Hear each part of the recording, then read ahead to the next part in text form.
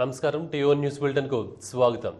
English and foreign languages university విద్యార్థులు పోరుబాట పట్టారు. కాశ్మీర్ విద్యార్థి ముదాసిర్ ఆత్మహత్యకు నిరసనగా ఆందోళనకు దిగారు.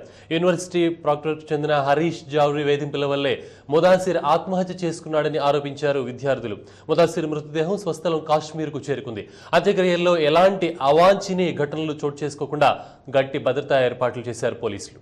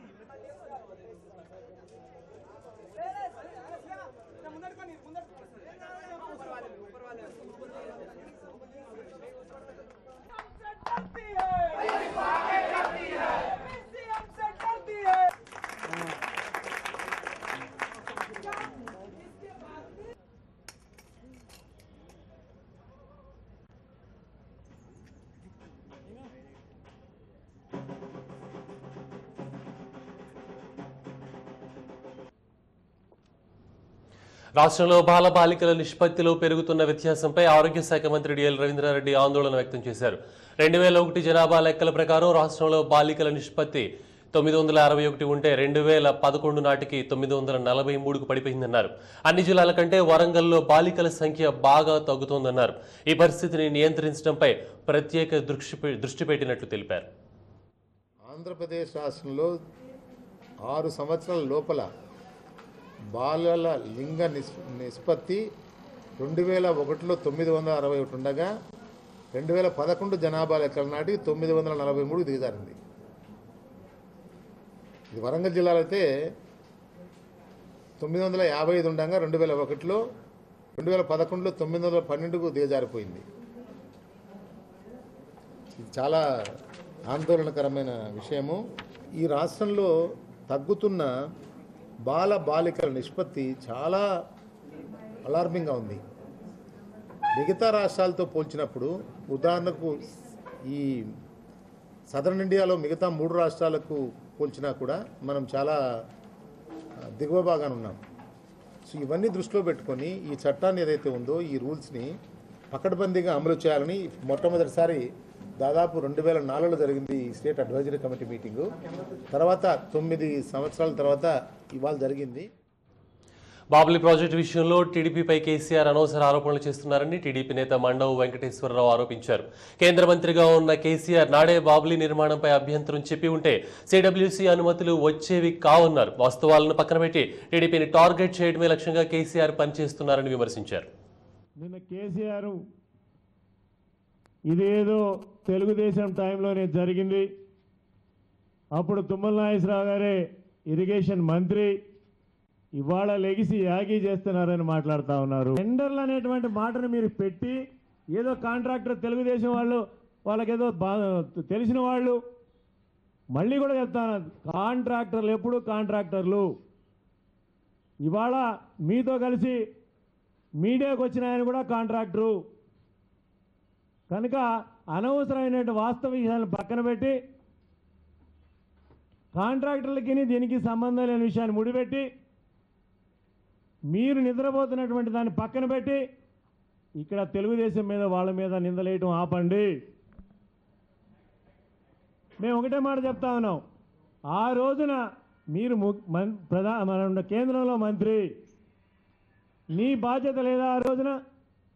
నిజంగానే ఆ రోజునే ఈ టెండర్లు పెట్టినట్టు ప్రక్రియ, లేకపోతే ఆ పనులు జరుగుతున్న ప్రక్రియ నువ్వు వెబ్సైట్లో చూపిస్తావా, లేకపోతే మీ కేంద్ర ప్రభుత్వం ఆదిలో ఉన్నటువంటి సిడబ్ల్యూసీని పర్మిషన్లు ఉన్నాయా లేదా అని నిలదీశాల్సినటువంటి నైతిక బాధ్యత నీకు లేదా? దిల్సుఖ్ నగర్ బాంబ్ బ్లాస్ట్ ఎంతో మంది జీవితాలను చీకటమయం చేసింది. ఎన్నో కుటుంబాలకు తీరని వేద మిగిల్చింది. ఓ కుటుంబం మొత్తాన్ని కకావికలం చేసింది. ఈ దాడిలో గాయపడి కదలలేని స్థితిలో ఉన్నారు ఆ కుటుంబ సభ్యులు. కన్నబిడ్డ గుండె చికిత్స కోసం నగరానికి వచ్చిన వారు ఇప్పుడు జీవచ్చవాలుగా మారారు. ఫోటోలో కనిపిస్తోన్న ఈ కుందన బొమ్మను చూడండి. ఈమె చదువుల తల్లి. అవును, జీవితంలో ఉన్నత స్థానానికి ఎదగాలని ఎన్నో ఆశలు పెట్టుకుంది. అలానే తన కూతురు ఉన్నత చదువులు చదివి తమ కుటుంబాన్ని ఆదుకుంటుందని కలలు కన్న ఈ కుటుంబీకులకు కన్నీళ్లే మిగిలాయి. ముష్కర మోకల మారణకాండలో ఈ చదువుల తల్లి స్వప్న తనువు చాలించింది. మాకు ఇప్పటికీ కాలేజీలో ఉందని అనిపిస్తుంది. రోజు కాల్ చేసేది పొద్దున సాయంత్రము, అక్కడనే ఉంది చేస్తుంది అని అనిపిస్తుంది. ఇప్పుడు లేదు అనేది ఆలోచన చేస్తే మాకు అసలు ఉన్నది అనే ఫీలింగే ఉన్నది ఇప్పటికైనా. లేదు అనేది ఆలోచన, ఎందుకంటే ఇంట్లోకి వెళ్ళి 5 years అవుతుంది బయట జాబ్ చేయబట్టి. మాకు ఇప్పటికీ ఎట్లా అంటే ఇంకా ఉన్నది లేదు అన్నట్టు మాకు అసలు ఆలోచన ఎవరికి లేదు. స్వప్న తమ కుటుంబంలో ఒక స్వప్నంగా మిగిలిపోయిందని కుటుంబ సభ్యుల ఆవేదన ఇది. దిల్సుఖ్ నగర్ బ్లాస్ట్ లో స్వప్న కానరాని లోకాలకు వెళ్లిపోయింది. ఈ చేదు నిజాన్ని ఇప్పటికీ స్వప్న కుటుంబీకులు నమ్మలేకపోతున్నారు. తాను లేదు, ఇక రాదు అని తెలిసి కూడా స్వప్న వస్తుందని ఎదురు చూస్తున్నారు. మాకు ఫాదర్ లేరు, ఎవ్వరు లేరు, మాకు చాలా ఇబ్బందే. మా బ్రదర్ ఒక్క ఆయనే, ఆమె మా గురించే మ్యారేజ్ చేసుకోలే, ఏం చేసుకోలే, మా గురించే బాధపడేది. అలాంటిది ఇప్పుడు ఆమె పోయింది. మాకు తట్టుకోలేని షాక్. ఆమె మనం మంచిగా కావాలి, అన్నీ మనకు మాకు సపోర్ట్ చేయడానికి అని చెప్పేసి ఆమె మంచిగా చదువుకుంది. స్వప్న ఓ చదువుల తల్లి. తన కుటుంబాన్ని ఉన్నత స్థానంలో చూడాలని ఎంతో కష్టపడి చదువుతోంది. పెళ్లి చేసుకుంటే ఎక్కడ తన చదువుకు ఆటంకం కలుగుతుందో అని పెళ్లిని కూడా వాయిదా వేసుకుంది. ఇంట్లో వారికి భారం కాకూడదని ఉద్యోగం చేస్తూనే చదువుకుంటోంది. తను పనిచేసే స్కూల్ హాస్టల్లో ఉంటూ MBA చేస్తోంది. అలానే కాంపిటేటివ్ ఎగ్జామ్స్ కు కూడా ప్రిపేర్ అవుతోంది. ఈ క్రమంలోనే February 21న స్టడీ మెటీరియల్ కోసం దిల్సుఖ్ నగర్ వెళ్ళింది. అదే రోజు ఇంటికొస్తానని కుటుంబీకులకు ఫోన్ కూడా చేసింది. కూతురు వస్తుందిలే, హ్యాపీగా గడుపుదామని కుటుంబీకులు చూసిన ఆ ఎదురు చూపులు చివరకు చివరి చూపులుగానే మిగిలాయి. దిల్సుఖ్ నగర్ బాంబ్ బ్లాస్ట్ స్వప్నను శాశ్వత స్వప్నంగా మిగిల్చాయి. చదువుకొని ఇంకా జాబు మంచిగా బయటికి వెళ్ళాలి, జాబ్ చేయాలి, మనం మంచిగా ఉండాలి అని అనేది అందరినీ మంచిగా చూసి. కాళ్ళ నొప్పులు అయితే అందరికీ చెప్పిందంట కాలేజ్లో.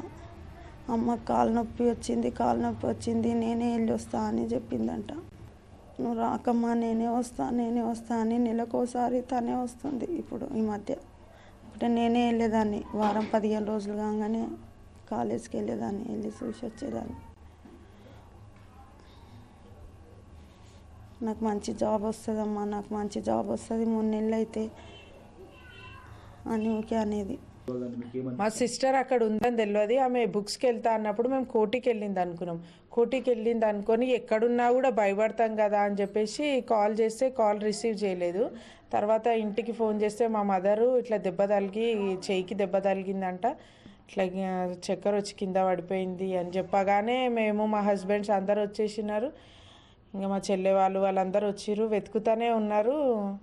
లాస్ట్కి అంతా వెతికి 10:30 అరౌండ్లా ఉస్మానియా వెళ్ళేసరికి ఇంకా మా విద్రోహ శక్తులు అసలు అమాయకుల మీద ఇలా చేయడం ఏమన్నా ఉంటే రాజకీయ నాయకులు కానీ వాళ్ళు చేసిన దానికి అసలు ఏమి పాపం ఎరగని వాళ్ళు బలైపోతున్నారు. వాళ్ళు ఏమన్నా ఉంటే వాళ్ళు రాజకీయ నాయకులతో చేసుకోవాలి, కానీ మొత్తం ఏదో అమాయకులను బలి చేసి ఒక మొత్తం ఇల్లు మొత్తం సర్వనాశనం అయిపోతుంది. ఒక్కరు చనిపోతే ఇంటికి హెడ్ ఆఫ్ ద ఆమె చేస్తేనే అవుతుంది. ఆమె ఇప్పుడు ఏంటంటే కాదు, నేను బయటికి వెళ్ళి ఇంకా నేను చేసుకొని ఇంకా మనం ఉంటే మనం ఇంకా బాగా అవుతాము అన్నట్టు ఆమెకు ఆలోచన ఉండే.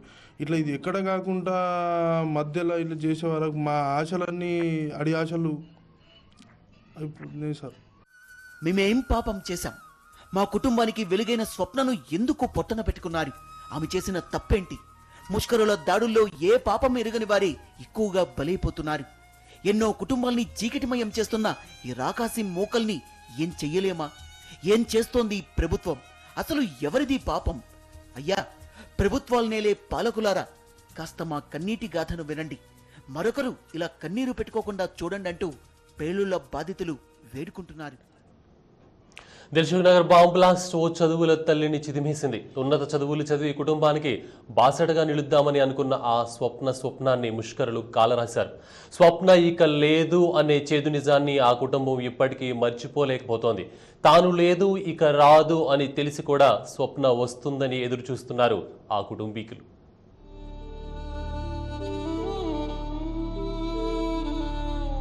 అతను కాలు కోల్పోయాడు.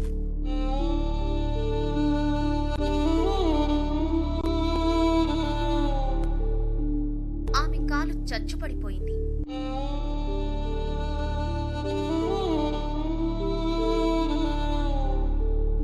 చిన్నారి ఛాతీలో 3 రంధ్రాలు.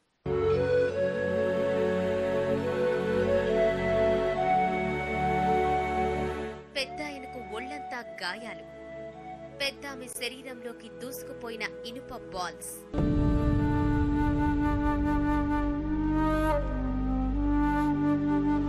వీరంతా ఒకే కుటుంబం. వీరిని విధి వంచలేదు, కాలం కాటేయలేదు. రాకాసి ముష్కరుల రాక్షసత్వానికి ఇలా కుటుంబం మొత్తం కకావికలమైపోయింది. దిల్సుఖ్ నగర్ బాంబ్ బ్లాస్ట్ ఈ కుటుంబంలో వెలుగులను ఆర్పేసింది. తన కుమారుడి గుండె చికిత్స కోసం నగరానికి వచ్చి కుటుంబం మొత్తం గాయాల పాలై జీవచ్ఛవాలుగా మారారు.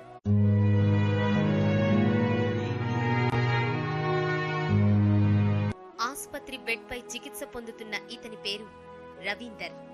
నల్గొండ జిల్లా రామచంద్రాపురం తండావాసి.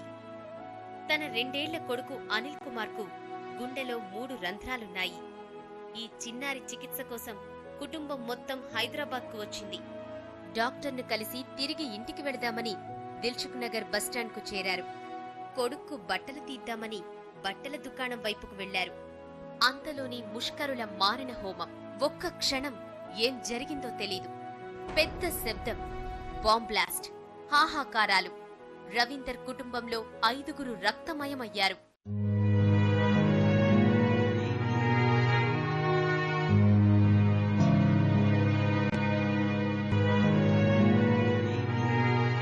బ్లాస్ట్ తీవ్రతకు రవీందర్ కుడికాలు తెగి పడిపోయింది. అంతా రక్తసిక్తం. రవీందర్ కుటుంబీకుల శరీరాల్లోకి ఇనుప బాల్స్ దూసుకుపోయాయి. తీవ్రంగా గాయపడిన రవీందర్ కుటుంబీకులను ఆస్పత్రిలో చేర్చారు. రవీందర్ కుడికాలును తీసేశారు. అతని భార్య లక్ష్మి, తల్లి గంగులమ్మ, మామ హటియా నాయక్, 5 ఏళ్ల కూతురు అర్చన ఇప్పటికీ చికిత్స పొందుతూనే ఉన్నారు. ఒకరి కాలు చచ్చుబడిపోయింది. శరీరంలోకి చొచ్చుకెళ్లిన బాల్స్ ఇంకా బాధిస్తూనే ఉన్నాయి. ఈయనకు పుట్టినప్పటి నుంచి గుండెలో ఏదో హోల్ ఉన్నది, బొక్కున్నది అని చెప్పేసి చెప్పారు సార్. అది 2 సంవత్సరాల తర్వాత చేస్తామని చెప్పారు. అక్కడ నల్గొండలో చూపించాం సార్. మేము నల్గొండ చుట్టుపక్కల డాక్టర్లందరికీ చూపిస్తే 2 సంవత్సరాల తర్వాతనే బాబుకు ఆపరేషన్ అవుతుంది, మీరు హాస్పిటల్లో చూపించుకోండి, హైదరాబాద్లోనే అవుతుంది, ఇది ఎక్కడ కాదని అన్నారు సార్. అయితే మొన్న రీసెంట్గా దిల్సుఖ్ నగర్ బాంబ్ బ్లాస్ట్లో మా ఫ్యామిలీ మొత్తానికి గాయపడ్డారు సార్. మొత్తానికి అందరికీ దెబ్బలు తగిలినాయి. అయితే ఈ బాబుకు హాస్పిటల్లో చూపించడానికి మా అన్న, మా వదిన, అంటే వీళ్ళ నాన్న, వీళ్ళ మమ్మీ, మా అమ్మ, మళ్ళీ మా వదిన వాళ్ళ నాన్న అందరం కలిసి వచ్చారు సార్. నా దగ్గర ఉన్నారు. వీళ్ళకు నల్గొండ బస్సు ఎక్కియడానికి దిల్సుఖ్ నగర్ తీసుకొచ్చాను సార్. సాయంత్రం 5:30 ప్రాంతంలో దిల్సుఖ్ నగర్ వచ్చి బాబుకు ఒక మంచి డ్రెస్ కొందామని షాపింగ్ చేసి రిటర్న్ తిరిగి వస్తుంటే సార్ బాంబ్ బ్లాస్టింగ్లో వీళ్ళ అమ్మకు, వీళ్ళ నాన్నకు, మా అన్నయ్య కాల్ తీసేశారు సార్. వీళ్ళ అమ్మకు కూడా కాల్ 8 మంత్స్ దాకా చూసిన తర్వాత ఆ కాల్ తీసేయాలా ఉంచాలా అనేది డాక్టర్ డిసైడ్ చేస్తారంట సార్.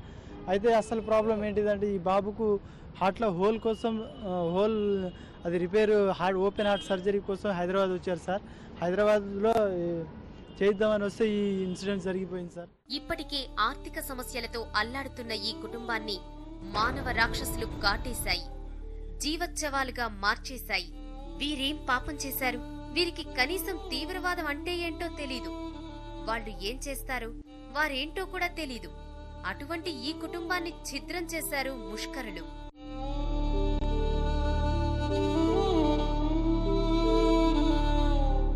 కానీ ఇప్పుడు సమస్యంతా రవీందర్ 2 ఏళ్ల కుమారుడు అనిల్ ఆరోగ్యమే. ఈ చిన్నారి గుండెలో 3 హోల్స్ ఉన్నాయి. ఆపరేషన్ కు కనీసం 10 లక్షలు ఖర్చవుతుంది. ఆరోగ్యశ్రీ పథకం కింద కేవలం 2 లక్షల రూపాయల వరకే వర్తిస్తుంది. మిగిలిన 8 లక్షలు ఎలా తేవాలి? ఈ ప్రశ్నే ఇప్పుడు కుటుంబాన్ని వేధిస్తోంది. గాయం కలిగించే బాధ కన్నా చిన్నారి ఆపరేషనే వీరిని కలిచివేస్తోంది. కాళ్లు చేతులు సక్రమంగా ఉంటే కష్టించి ఎక్కడో ఒక్కాడ అప్పు చేసి కొడుకు ఆపరేషన్ చేసేవాళ్లు. కాని రాక్షసుల రాక్షసత్వానికి కాళ్లు పోయాయి, చేతులు పడిపోయాయి. పోని కుటుంబ సభ్యులెవరైనా కష్టపడదామన్నా అందరూ జీవోత్సవాలయ్యారు. ఏం చెయ్యాలి? మేమేం చేశాం పాపం? మా జీవితాలతో ఎందుకు ఆడుకున్నారు? ఆనందంగా గడపాల్సిన మా కుటుంబం ఎందుకిలా అయిపోయింది? ఏం చెయ్యాలో తెలియక, చేసేది లేక ఇలా కన్నీరు మున్నీరవుతున్నారు.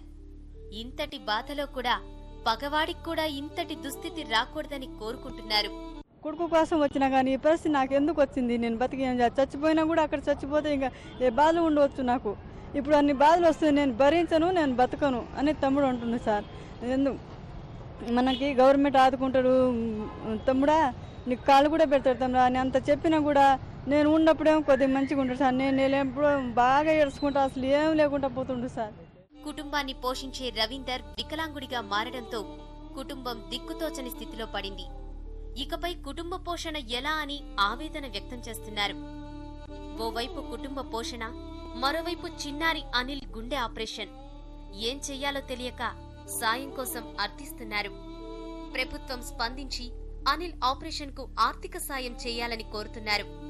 అలానే రవీందర్ కు ఉపాధి కల్పించి కుటుంబాన్ని ఆదుకోవాలని వేడుకుంటున్నారు.